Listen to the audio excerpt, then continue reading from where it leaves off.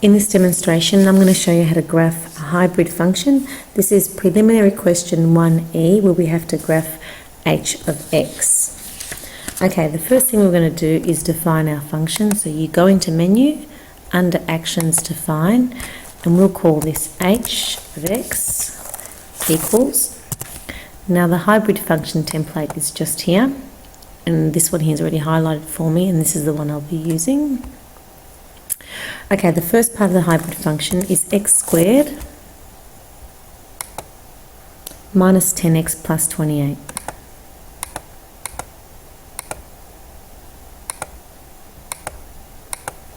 And then I have to enter what the domain of this first part of the hybrid function is. It's between 0 and 10.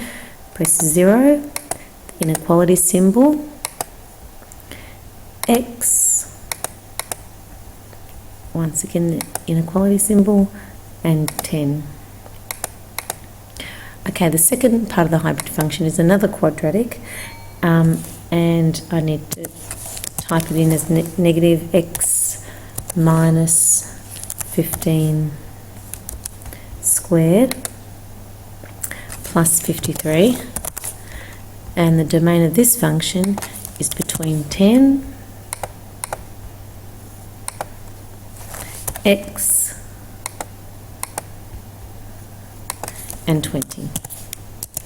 Okay, now it's time to graph this function. I've only got one screen open, so I'm going to insert a graph.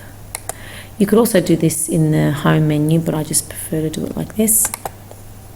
Okay, since h of x has been defined, all I need to do is type h of x into this screen. You can see it's bold, so it recognises my function, and the window's not great at the moment, so I could try to drag it, and you can do this on your calculator by just practicing with this button here.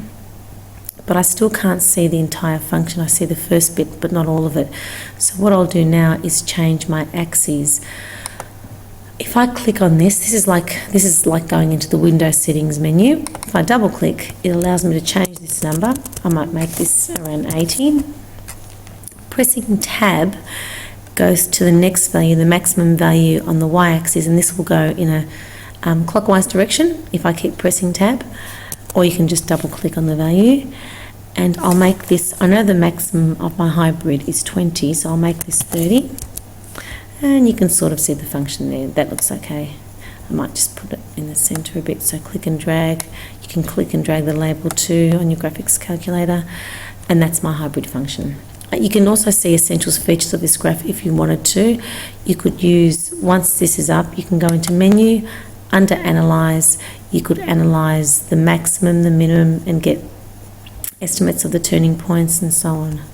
I won't be doing that for this exercise.